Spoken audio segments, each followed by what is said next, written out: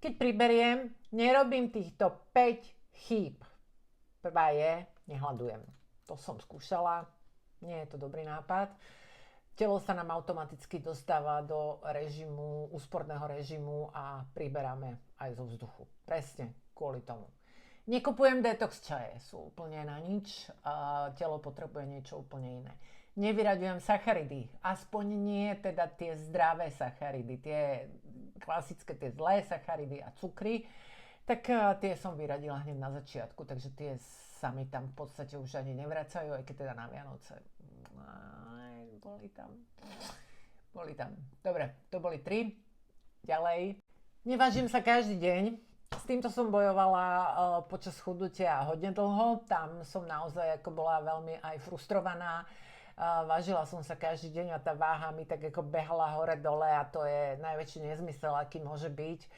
Takže skúsme sa nevážiť každý deň. No a 5. posledná vec, podľa mňa neskutočne závažná.